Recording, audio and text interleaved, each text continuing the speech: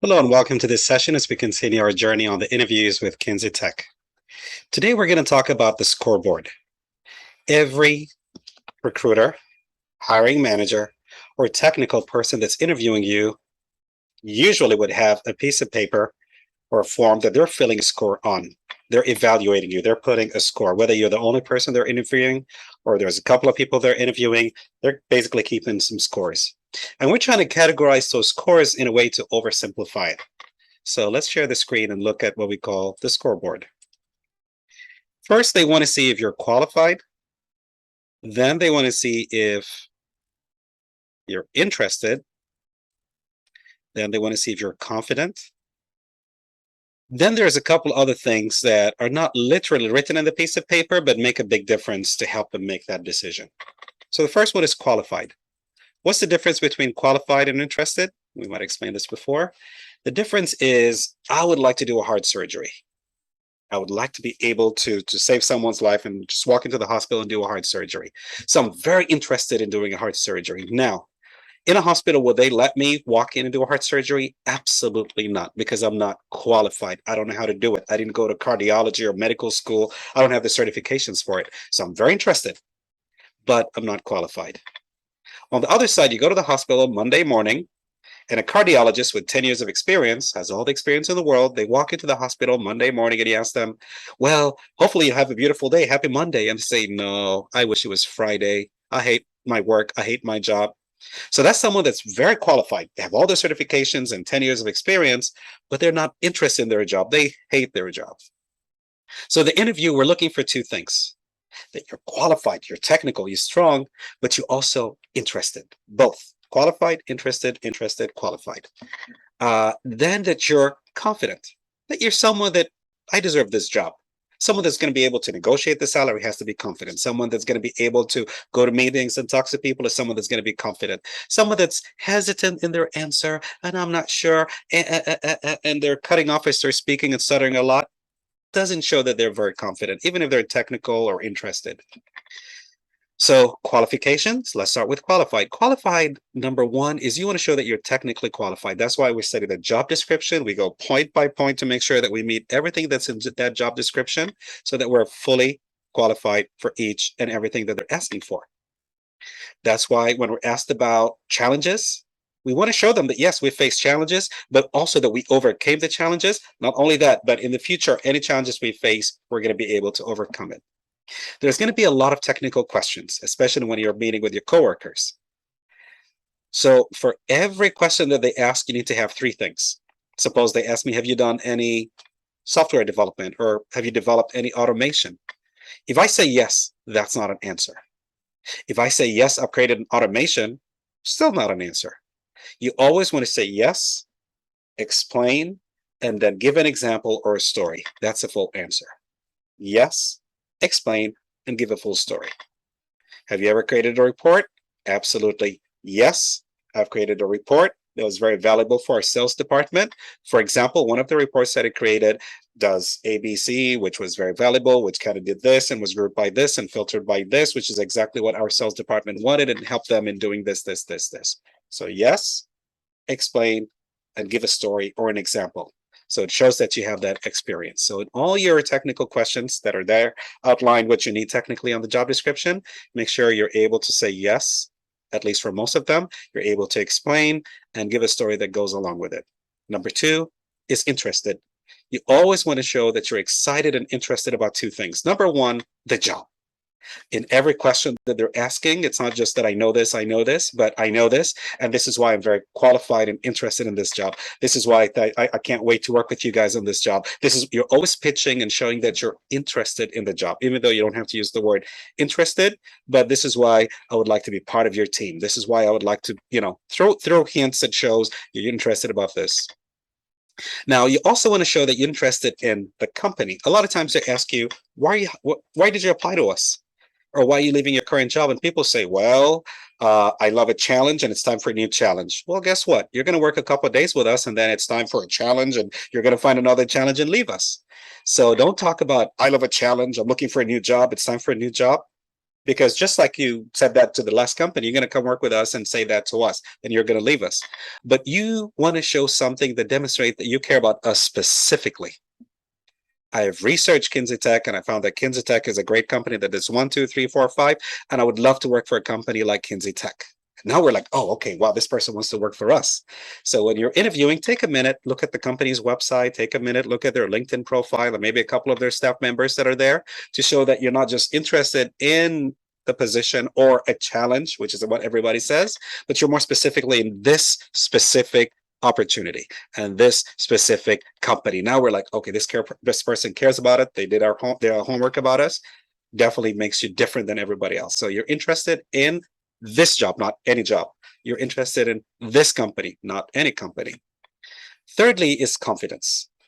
Confidence, you want to rehearse the interview a number of times. Another thing is some hiring managers and technical people enjoy interrupting, and that happens a lot. So sometimes when I'm sitting with a technical person, they're looking for a keyword. For example, if I ask about reports and dashboards, I want to hear you use the word table or object. I want to hear the word group and the word chart, for example. So the moment the person starts talking about, well, you know, I've created multiple reports, and in the reports I group it with this, and it has all those fields, and it's this kind of data, and I filtered it with this. The moment I heard those two words, filter and grouped, I know you've created reports. Boom. You're going to have some people that interrupt you and jump to the next question. And when that happens, people sometimes get nervous and they lose their cool. So part of being confident is study the job, study the things that are in there, make sure you have a story for each one, and be ready to be interrupted. Be ready to be interrupted. That if you're interrupted, more than likely it's a good thing because they heard what they're looking for and they're ready to move on to the next question. So don't be rattled if somebody, you know, once they hear the word, they're like, okay, well, I have next question, which is about this. And you start talking and they're like, okay, well, I have a next question. No, that's just part of being confident is they're looking for that specific word. Make sure to do that. Now, there's certain things we don't put on the scoreboard, but it makes for a better interview. And that is interrogation versus conversation. Interrogation versus conversation. Interrogation is when a police officer pulls you over. Do you know how fast you were driving? And you just answering the questions. You're on the defensive. Yes, I was speeding. Do you know what did I? Do you know why I stopped you? Do you know why you did this? Okay, give me your license. Give me this. And you're on the defensive. In the interview, you don't want to be interrogated. You want to be on the defensive. In the interview, you want to have a conversation. So first you're going to ask me in the interview as the manager, hey, what do you currently do when I say I do this, this, this? Then you're going to ask me, have you ever created any reports and dashboards? And my answer is going to be absolutely yes. I've created multiple reports and dashboards that were very valuable for business. I had to do the forecasting and I had to do this. By the way, it seems like you guys created a lot of reports and need a lot of reports. What kind of reports do you guys need? So now I ask you a question. What are you going to do? You're going to have to answer it. You're going to say, yes, we need a lot of reports and we have this department. And then I'm just going to go ahead and finish and say, wow, we're very excited about this, being part of your company and hopefully helping create those reports. So now it went from an interrogation to a conversation where we're sharing information. So this is an art in the interview. If you master switching it from an interrogation where we're just asking you questions and you're in the defensive, to being confident, and once in a while ask a question back about, well, okay, automation, well, this is very good, so it seems like you guys also need a lot of automation. You're going to say, yes, we need it for this, and you're going to be saying like, great, I have a lot of experience there, so if I'm part of your company, I can help with this and help with that. Wow, it makes for a great conversation, great interview. Next thing, not necessarily in the paperwork, but teamwork. Teamwork means you're going to meet with stakeholders. You're going to meet with subject matter experts. I remember in one of the companies that I worked with, they had a business analyst that had to meet with the CEO of a company. This business analyst was all about process and had all the certifications, but had terrible communication skills. Meets with the CEO of a company and basically asked them a couple of questions, and the CEO of the company was not able to answer so much. And so the business analyst made a comment to the fact that, you know, what kind of a CEO doesn't know this basic stuff? And the CEO said, okay, well, I don't want to do business with you guys, and canceled a very, you know, lucrative deal that was supposed to be. So a lot of times we don't need someone that communicates, but we need someone that enjoys communicating.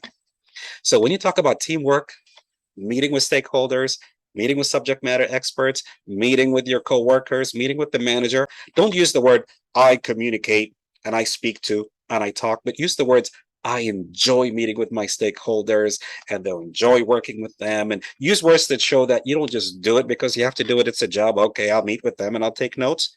Make it sound like I can't, like your best friend. I enjoy working with them and gathering their requirements and doing this. It goes a long way. Okay, so teamwork is something that's very important. You have to work with teams, but you don't want to make it sound in an interview like, oh man, I got to work with them. Okay, I'll do it. But you want to make it sound like you really genuinely enjoy that communication. Finally, again, this is not necessarily in the scoreboard, but it's part of you answering the question in a way that you get a high score is, why do we ask you the question? Know why the question is asked. When I ask you about your hobbies as a hiring manager, good for you. If you play soccer or basketball, love gardening or sewing, fine. But this is a Java developer position. Focus on sell yourself. Take a moment and sell yourself by saying, as a Java developer, I enjoy on the weekends working with this group of people that we do this. I also like to work on different projects that does this. If you're applying for a Tableau, absolutely. I enjoy playing with different, I have my own version of, my personal this, and I go into my own data sets and create this and dashboards and reports and automation of whatever. When we talk about your strength, don't just talk about your personal strength. Talk about strength that's valuable to this job that you're applying for. Why should we hire you? Again, everybody's going to say the same thing. I am good in this technical job. But what makes you different and makes you more qualified for this job? Use that word to sell yourself. So every time we answer your question, take a minute to think of why are you asked that question, and make sure you package your answer in a way that qualifies you for that position specifically. What makes you better than all of us applying for that job, more specifically for this job? Thank you so much. I hope you enjoyed this scoreboard.